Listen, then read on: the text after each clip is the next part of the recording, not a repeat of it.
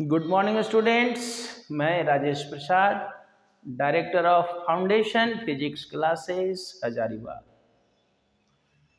Online class में आपका स्वागत है। आज हम लोग जानेंगे चैप्टर 1 का वीडियो 2। चैप्टर 1 यानी कि यूनिट्स एंड डायमेंशंस। तो पहले वीडियो में हम लोगों ने जाना है साइंस क्या है, फिजिक्स क्या है, बायोलॉजी क्या है, केमिस्ट्री क्या है। इसमें हम आपको फिजिक्स पढ़ाएंगे, तो फिजिक्स क्या है ये भी बताए और फिजिकल क्वांटिटी क्या है ये भी जाने हम लोग। जाने ना। आज हम लोग सेकेंड वीडियो में फिजिकल क्वांटिटी कितने तरह का होता है यहां से डील करते हैं।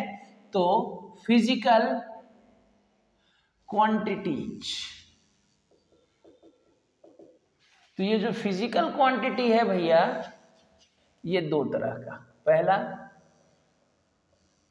फंडामेंटल फिजिकल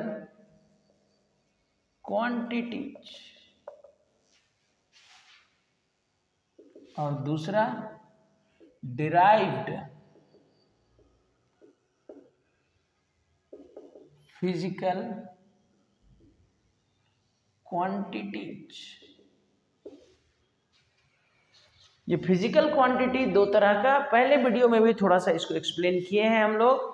अब आज हम लोग देखते हैं कि सर ये डिराइव्ड फिजिकल क्वांटिटी क्या है या फंडामेंटल क्या है। एक एक करके जानते हैं दोनों को।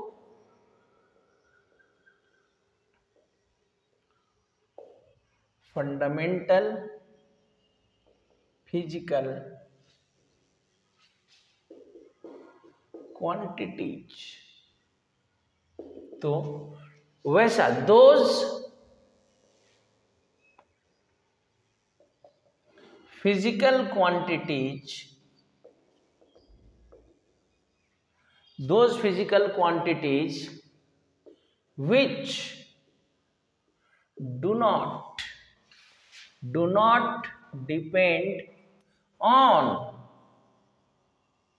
any other physical quantities are called fundamental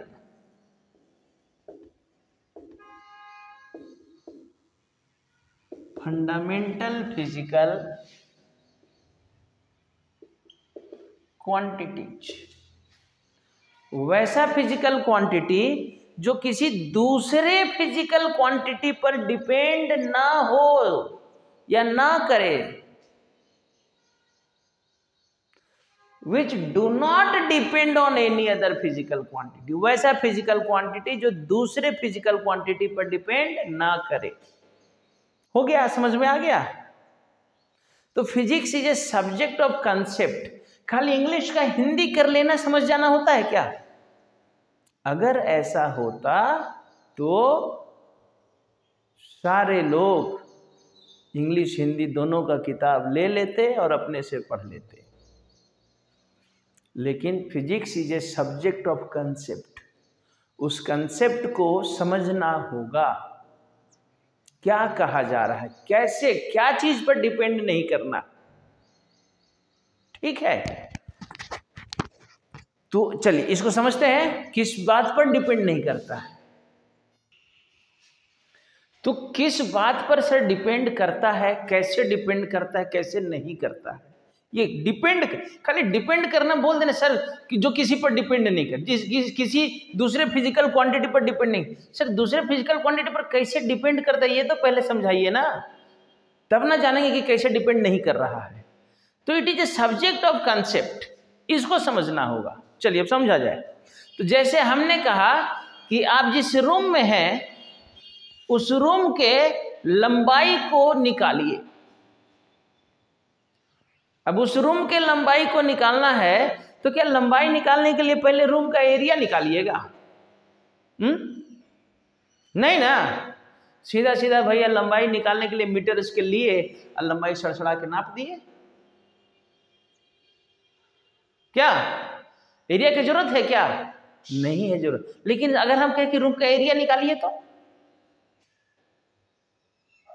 area कैसे निकलेगा? तो एरिया निकालने के लिए पहले लंबाई निकालना होगा, चौड़ाई निकालना होगा, लेंथ निकालना होगा, ब्रेथ निकालना होगा, तब रूम का एरिया हम निकालेंगे। यानी एरिया जो है लेंथ पर, लंबाई पर डिपेंड किया, लेकिन लंबाई एरिया पर डिपेंड नहीं किया। इसको कहते हैं डिपेंड करना और डिपेंड नहीं करना। जैसे एक आदमी दौड़ रहा है, हम लोग उसका स्पीड निकालिए। अब स्पीड कैसे निकलेगा भाई? तो सर स्पीड निकालने के लिए ना पहले कितना दूरी तय किया, डिस्टेंस निकालना होगा, और कितना टाइम लिया है ये भी निकालना, तब जाके speed equal to distance by time निकल पाएगा।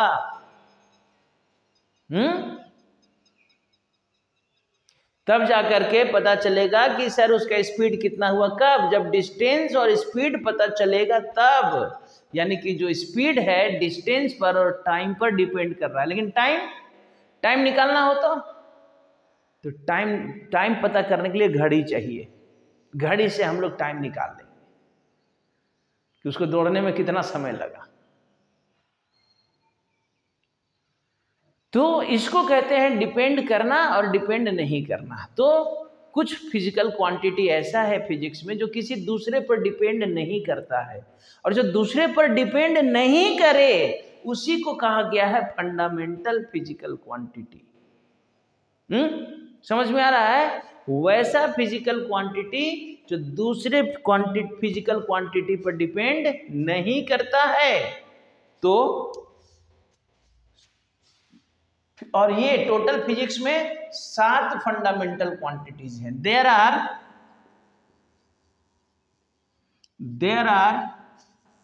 7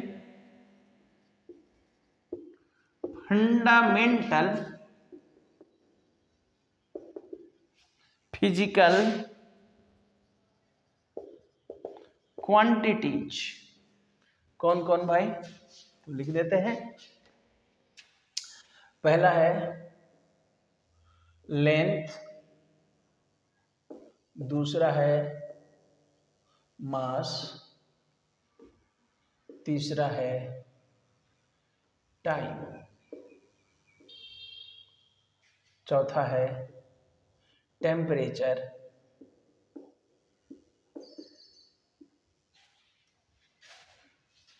पांचवा है इलेक्ट्रिक करंट, छठा है लुमिनस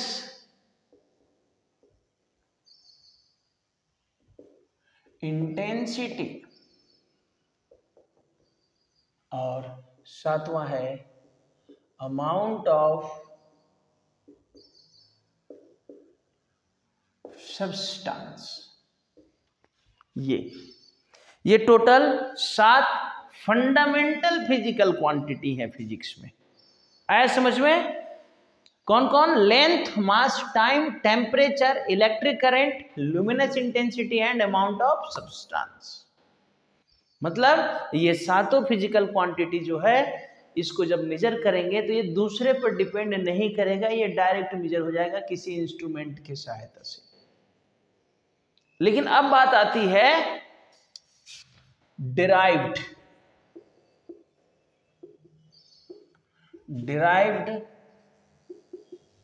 फिजिकल क्वांटिटीज।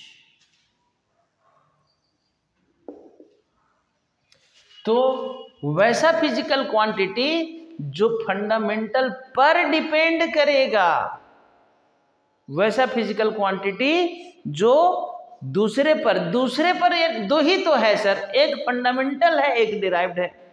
तो जो किसी पर डिपेंड नहीं करे फंडामेंटल, और जो दूसरा यानी जो फंडामेंटल पर डिपेंड करेगा उसको क्या कहा जाएगा? Derived. Those physical quantities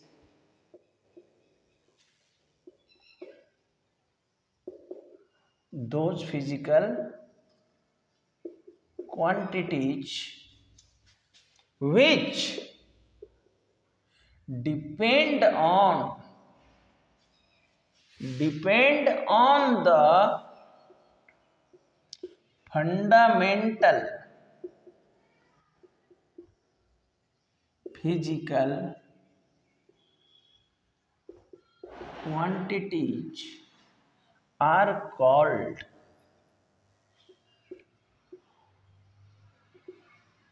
derived physical quantities। उस फिजिकल क्वांटिटी को क्या कहा जाएगा? Derived physical quantities. जैसे इसका एग्जांपल ले लिया जाए, एरिया। तो एरिया इक्वल टू क्या? Length into breadth. तो हम लिख सकते हैं, इसको थोड़ा सा एक्सप्लेन करते हैं। Here area depends on length and breadth, so area is a कैसा? Derived physical quantity. इसलिए एरिया क्या है? एक डिराइव्ड फिजिकल क्वांटिटी है। क्यों सर? क्योंकि एरिया जो है डिपेंड कर रहा है किस पर? लेंथ पर और ब्रेथ पर। तो जो दूसरे पर यानी फंडामेंटल पर डिपेंड करेगा उसको क्या कहा जाएगा? Derived quantity. और जो फंडामेंटल पर डिपेंड नहीं, जो किसी पर भी डिपेंड नहीं करे उसको कहा जाएगा फंडामेंटल। ओके, चलिए अब हम लोग टॉपिक को आगे बढ़ाते हैं। तब तक आप लिखिए, हम बोर्ड को थोड़ा साफ करते हैं, इरेज करते हैं।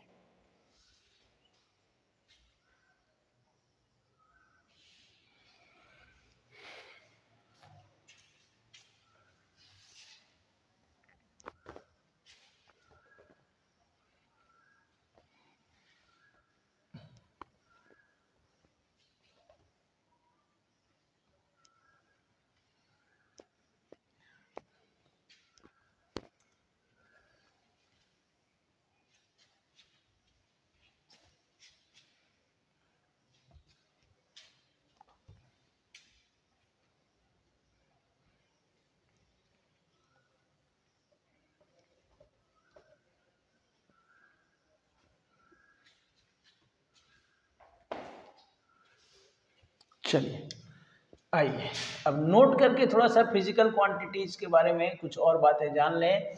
तो कहता है a physical quantity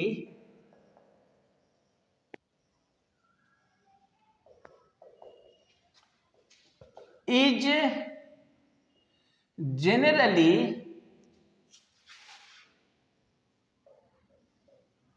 written as कैसे? x is equal to n u. x is equal to n u. एक फिजिकल क्वांटिटी को हम लोग एन यू के टर्म में लिखते हैं, जहां पर n क्या है? Where n is the magnitude of the physical quantity and u is the magnitude, यानी इसी को हम लोग बोल सकते हैं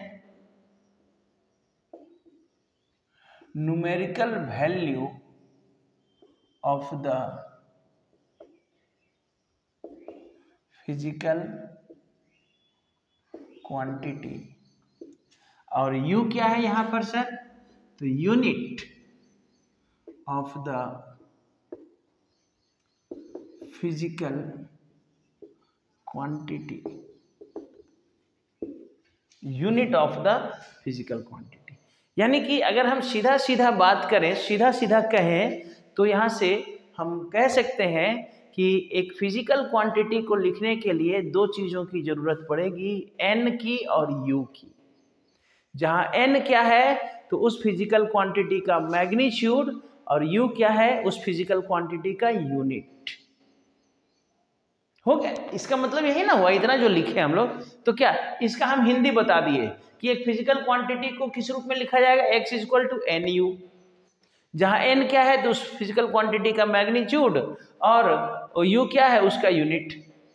अब मैग्नीट्यूड का मतलब भी बता दिए, न्यूमेरिकल वैल्यू। तो क्या इंग्लिश का हिंदी कर दिया क्या समझ में? नहीं ना, समझना होगा कंसेप्ट क्या कहा जा रहा है सर। तो जैसा कि आपको पता है कि फिजिकल क्वांटिटी किसको कह रहे हैं, विच कैन बी मेजर्ड, जिसको मेजर किया जा सके।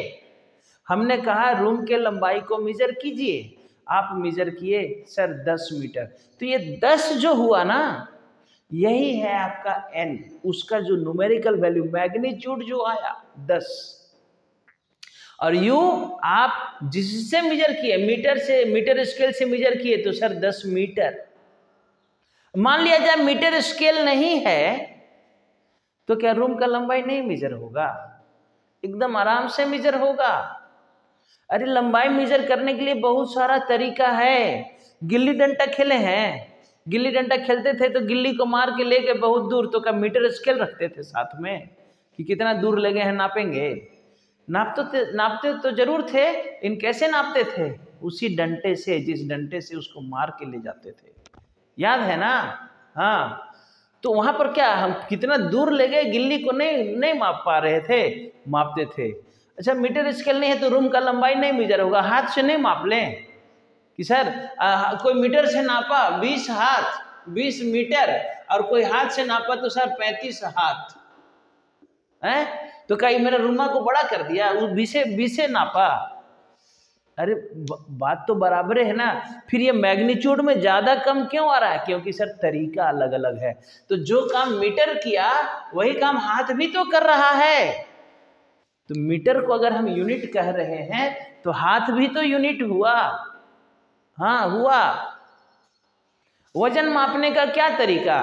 तो हम लोग सर पढ़े हुए हैं, वजन मापने के लिए ना किताब में लिखता है केजी। चलिए बहुत अच्छा बात है। तो घर में भी आप खाना बनाते होंगे तो किलो और तराजू रखे होंगे कि आज 1 किलो बनाएंगे। मम्मी दी घर से कि जा बेटा 1 किलो खाना। कैसे बनाते हैं चावल? गिलास से नाप लिए हैं, तो वो भी तो मापने के हमारे पास एक तरीका है। तो ये जो यूनिट है, तो ये मीटर को अगर यूनिट कहेंगे तो हाथ को भी यूनिट कहेंगे, केजी को यूनिट कहेंगे तो पैला को भी यूनिट कहेंगे, गिलास को भी यूनिट कहेंगे, क्योंकि वो भी मापने का एक तरीका है।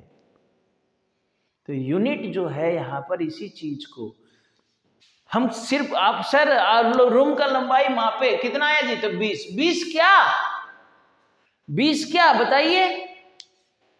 तो यही चीज कह रहा है कि किसी भी फिजिकल क्वांटिटी को सिर्फ n में नहीं लिख सकते हैं, n के साथ यूनिट भी लगाना होगा। क्या भाई? तो मीटर, क्या भाई? तो फुट, क्या भाई? तो डंडा, क्या भाई? हाथ, जैसे भी आप नाप रहे हैं। तो फिजिकल क्वांटिटी लिखने के लिए तरीका समझ में आ रहा है। हम कहेंगे जब बाजार से 2 आलू ले आना, क्या कहना होगा? 2 केजी, 1 केजी, केजी लगाना पड़ेगा भाई। कितना आलू? तो 2 आलू। 2 आलू जाके दुकानदार से पूछे 2 आलू दीजिए, देगा? नहीं ना, वो पूछेगा कितना दें, तो आपका कहिएगा 1 दीजिए। कितना दें? तो 2 दीजिए। नहीं, हमको बताना पड़ेगा कितना, 2 केजी, 1 केजी। तब वो किलो से वजन करके, उस किलोग्राम से वजन करके देगा कि भैया लो 1 किलोग्राम, 1 केजी आलू। तो आलू का वजन मापने का जो तरीका है वो है किलोग्राम। समझ में आ रहा है? तो वही कहा जा रहा है कि किसी भी फिजिकल क्वांटिटी को लिखने के लिए ना कितना लेना है, 2 लेना है कि 4 लेना है कि 5 लेना है, और साथ में मीटर लेना है कि केजी लेना है कि क्या लेना है, वो चाहिए। सिर्फ 2 लिख देने से नहीं, 2 is a number, 2 is a number. 2 कपड़ा दीजिए, क्या दुकानदार को क्या जाके कहिएगा 2 कपड़ा दीजिए, क्या कहिएगा 2 मीटर कपड़ा दीजिए, तब ना वो देगा। 2 कपड़ा मैंने क्या देगा? वो क्या देगा? सोच के देखिए। तो चूंकि अब कपड़ा का लेंथ लेने जा रहे हैं कि तो फिर वहां पर बताना होगा कि 2 मीटर कपड़ा दीजिए, तो 2 मीटर, 2 चाहिए और मीटर चाहिए। समझ में आ रहा है? तो फिजिकल क्वांटिटी लिखने के लिए क्या क्या चाहिए? तो n और u चाहिए, जहां n क्या है उसका न्यूमेरिकल वैल्यू यानी मैग्नीट्यूड, और u क्या है उसका यूनिट। तो ठीक है सर, हम समझ गए कि फिजिकल क्वांटिटी लिखने के लिए यूनिट चाहिए। लेकिन अब बात है कि सर ये यूनिट क्या है? अब बात है कि सर ये यूनिट, ठीक है आपका हम बात मान लिए कि फिजिकल क्वांटिटी खाली नंबर से नहीं लिखाएगा, फिजिकल क्वांटिटी लिखने के लिए नंबर के साथ यूनिट भी चाहिए। लेकिन सर ये यूनिट है क्या? तो अभी तो बात कर रहे थे समझाते समय कि उस फिजिकल क्वांटिटी को जिस तरीके से माप रहे हैं, फिजिकल क्वांटिटी को मापने के लिए जो तरीका आप अपना रहे हैं, लंबाई मापने के लिए आपने मीटर अपनाया, हाथ अपनाया, डंडा अपनाया, फुट अपनाया, दीज ऑल आर यूनिट्स। वजन मापने के लिए आपने केजी अपनाया, पहिला अपनाया, गिलास अपनाया, these also are known as unit. तो यूनिट का क्या मतलब हो रहा है? फिजिकल क्वांटिटी को मापने का तरीका। बस लंबाई माप रहे कैसे? तो सर सेंटीमीटर से माप रहे, सेंटीमीटर में माप रहे हैं, फीट में माप रहे हैं। तो फीट क्या हुआ? एक यूनिट हो गया। सेंटीमीटर क्या हुआ? यूनिट हो गया। किलोमीटर में माप रहे हैं सर, किलोमीटर क्या हुआ? यूनिट हो गया। वजन को ग्राम में माप रहे हैं सर, तो ग्राम क्या हुआ? एक यूनिट हो गया। गिलास में माप रहे हैं सर, तो गिलास क्या हो गया? एक यूनिट हो गया। समझ में आया? तो क्या कहता है? अब आते हैं डेफिनेशन पर। डेफिनेशन भी वही कह रहा है, लेकिन थोड़ा सा डेफिनेशन में सुधार होगा। अच्छा, गांव तरफ घरों में जमीन का मापी करते हुए अमीन लोग को देखे हैं, जो जमीन मापी करता है, अमीन। अब देखे होंगे उसके पास एक उसका मापी करने का अपना तरीका है। वो सिक्कड़, लोहा का सिक्कड़ लेके चलता है, उसको कड़ी कहा है। वो उसका तरीका है, वो उसका यूनिट है, वो भी एक तरीका है। That is also a unit. खेत का लंबाई चौड़ाई नापना है, वो अपना तरीका अपना, इतना लंबा इतना चौड़ा, बाद में निकाल लिया इतना एरिया कट्ठा। समझ में आ रहा है? तो कहने का मतलब क्या है कि फिजिकल क्वांटिटी को मापने के लिए जितना भी तरीका हम अपनाएंगे, ऑल आर यूनिट्स, सब एक यूनिट है। लेकिन बात है कि सर साइंस में हम लोग हाथ बित्ता पहिला तो नहीं पढ़ेंगे ना, स्टैंडर्ड यूनिट पढ़ेंगे। हाँ, तो एक वर्ड हम क्या लिखेंगे? फिजिकल क्वांटिटी को मापने का तरीका को यूनिट कहते हैं। बहुत अच्छी बात है, लेकिन साइंस में सारा तरीका नहीं पढ़ने जा रहे हैं भाई। साइंस में हम लोग सिर्फ और सिर्फ स्टैंडर्ड तरीका पढ़ेंगे, इसलिए डेफिनेशन में एक वर्ड जोड़ना होगा। क्या कह रहा है? To measure a physical quantity, the chosen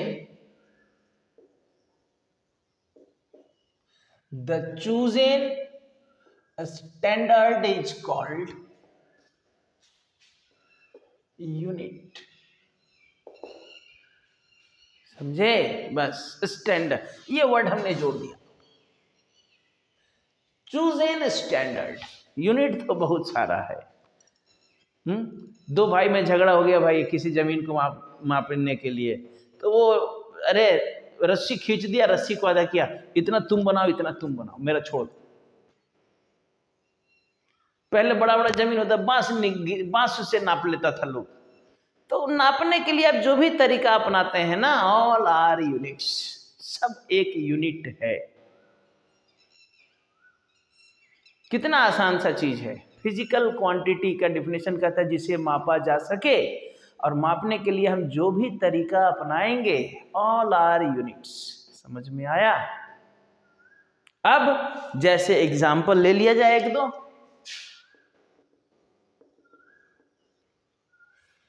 unit of length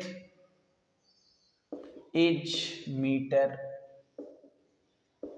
unit of mass is kilogram, unit of time is second, और unit of velocity is metre per second. और भी बहुत सारा जितना भी फिजिकल क्वांटिटी सबका यूनिट होगा।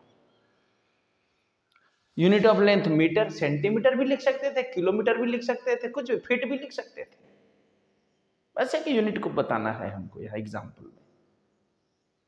अब जैसा कि आप जानते हैं फिजिकल क्वांटिटी दो तरह का, तो यूनिट भी दो तरह का। कुछ यूनिट जो फंडामेंटल क्वांटिटी को मेजर करने के लिए यूज करेंगे उसको फंडामेंटल यूनिट्स कहेंगे, यानी कि यहां से हम लिख देते हैं, लेकिन इसको हम लोग अगले class there are two types of units. कौन कौन भाई? पहला फंडामेंटल यूनिट्स एंड दूसरा है डिराइव्ड यूनिट्स। ओके, तो इस वीडियो में यहीं तक फंडामेंटल क्या हुआ, डिराइव्ड क्या हुआ, फिजिकल क्वांटिटी को लिखेंगे कैसे, और फिजिकल क्वांटिटी लिखने के लिए जो एन और यू यूनिट आया वो यूनिट क्या है आपका। ओके, तो यहां तक आप इस वीडियो को ध्यान से देखेंगे। अगले वीडियो में हम लोग ये फंडामेंटल यूनिट, डिराइव्ड यूनिट और सिस्टम ऑफ यूनिट्स को जानेंगे। तो यहाँ से आपका लेसन, चूंकि लेसन का नाम है यूनिट्स एंड डायमेंशन, तो ये यहाँ से आपका शुरुआत होता है लेसन का। इसके पहले पहला वीडियो में हम लोग बस इंट्रोडक्शन जान रहे थे कि साइंस क्या है, फिजिक्स क्या है। यहाँ से आप ध्यान देंगे, फर्स्ट वीडियो को भी देखना जरूरी है, क्योंकि फर्स्ट वीडियो से हमारा कंसेप्ट डेवलप होता है कि आखिर हम फिजिक्स में पढ़ते क्या है। ओके, तो सभी लोग हमारे व्हाट्सएप चैनल को जरूर फॉलो करेंगे, क्योंकि सारा वीडियो आपको वहीं पर अवेलेबल मिलेगा। लेकिन वो वीडियो 30 डेज के लिए उसमें रहेगा, उसके बाद फिर से अगर इस वीडियो का ज़रूरत होगा तो आपको हमारे ऐप में जुड़ना होगा, जो कि आपको प्ले स्टोर में मिलेगा। प्ले स्टोर में आप foundation physics classes Hazaribagh search करेंगे तो हमारा ऐप मिल जाएगा। लेकिन ऐप में लॉगिन होने के लिए आपको एक यूज़र और पासवर्ड की ज़रूरत होगी, जो कि आपको कुछ पेमेंट करने के बाद ही हम देंगे। ओके, नहीं तो फिर आप व्हाट्सएप चैनल से ही काम चलाइए, अपना पढ़िए मन लगा करके, सफिशिएंट है। भूलने के बाद कॉपी में नोट किया हुआ रहेगा, आप वहीं से रिपीट कर लीजिएगा। Okay, bye.